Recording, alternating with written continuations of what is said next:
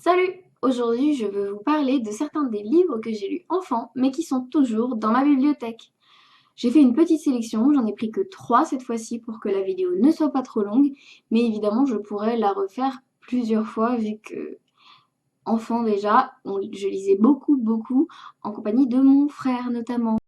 On commence avec une auteure française, Evelyne Brizou-Pellen, qui notamment avec sa série Garin-Trousse-Boeuf. Garin est un scribe itinérant qui va proposer ses services un peu partout et qui va tomber dans des situations un peu compliquées et où il va devoir mener l'enquête. Celui-ci, je crois, c'est le tome 9 et ils sont un peu répartis entre chez moi, chez mes parents, chez mon frère, donc je ne sais pas où ils sont tous. Mais vraiment, je me souviens qu'on aimait beaucoup lire ceci avec mon frère. C'était une lecture très sympa et en plus l'auteur est vraiment chouette. Si vous connaissez pas ou si vos enfants ne connaissent pas, je vous recommande de faire découvrir ça. Ça fait un petit point historique en même temps avec des enquêtes très sympas et un personnage principal intéressant. Je vais maintenant vous parler d'un livre qui est beaucoup plus typé girly, même si j'aime pas du tout ce terme. C'est Quatre filles et un jean de Dan Brachares. À l'époque, quand je l'ai lu, je devais avoir une petite dizaine d'années et j'avais adoré. Je sais que ma cousine aussi les lisait et on échangeait dessus. C'est une histoire d'une très grande amitié entre 4 filles, Carmen, Brigitte, Léna et Tibi. Elles sont toutes nées au mois de septembre, ce sont les filles de septembre. Et leur mère, en fait, à l'époque, elles se sont toutes fréquentées pendant leur grossesse, elles ont accouché à peu près tout en même temps, elles étaient très amies. Au fil des années, les mères se sont éloignées, mais par contre, les filles sont restées amies pour la vie et vraiment comme des sœurs. Un jour, elles trouvent un jean magique qui leur va à tous les quatre alors qu'elles ont toutes une morphologie extrêmement différente et ce jean va être le prétexte en fait pour raconter chacune leur été et elles vont toutes grandir. Il y a 4 tomes en tout, dont le tout dernier qui se passe quand elles sont adultes.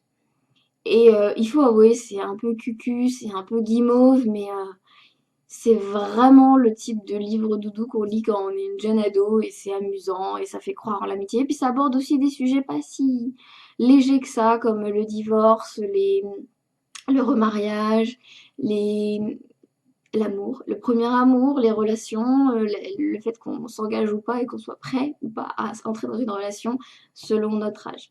Donc ouais, malgré une certaine légèreté, je trouve que ces livres sont vraiment chouettes. Même s'il faut aimer un peu le cul la praline, j'avoue. Je vais maintenant vous parler de livres qui sont très chers à mon cœur et que j'ai découvert en fouillant, enfin pas vraiment en fouillant, mais dans la maison de famille de mon père. Ce sont des livres qui appartiennent à une de mes tantes et ceux-là, mon père me les a offerts après quelques années en les cherchant en brocante et je suis très contente de les avoir parce qu'ils sont vraiment anciens. Ils sont pas tous en super état, mais voilà. C'est Gula, fille de la colline de Martha Sandwall Bergstrom et donc c'est publié comme vous voyez aux vieilles collections Rouge et Or. Et ces livres-là, ils sont vraiment marqués. Si je me souviens bien, c'est dans les années 50, leur toute première parution, si je ne me trompe pas. C'est même en voilà, 54, 1954 en Suède, probablement, donc dans les années qui ont suivi en France. Et c'est l'histoire donc de Gula, une jeune fille qui est orpheline et qui va travailler, un peu presque comme une esclave à l'époque, dans une métairie. Et elle va s'occuper des enfants, donc du métier et de sa femme. Elle va vraiment s'attacher aux petits, elle va devenir comme une seconde mère pour eux et elle va se rendre compte de certaines choses sur son passé et notamment en rencontrant le châtelain qui possède la ferme et toute la région. Il y a plusieurs tomes, comme vous pouvez le voir, je vais les soulever une seule fois parce que ça fait un peu lourd. Voilà, oh, si je les mets à l'envers, ça va pas le faire. Vous voyez, ils sont tous dans des états divers et variés, c'est pas toujours hyper bien. Et puis certains ont même perdu leur petit, leur petit emballage. Mais voilà, on suit Gula de l'enfance à l'âge adulte. Et vraiment, c'est des souvenirs d'enfance vraiment géniaux. Et je sais qu'on a tous plus ou moins lu les collections roses, les collections vertes. Ça, c'est la collection Rougeur, donc qui est l'ancêtre, et c'était destiné aux jeunes femmes, jeunes filles à partir de 12 ans.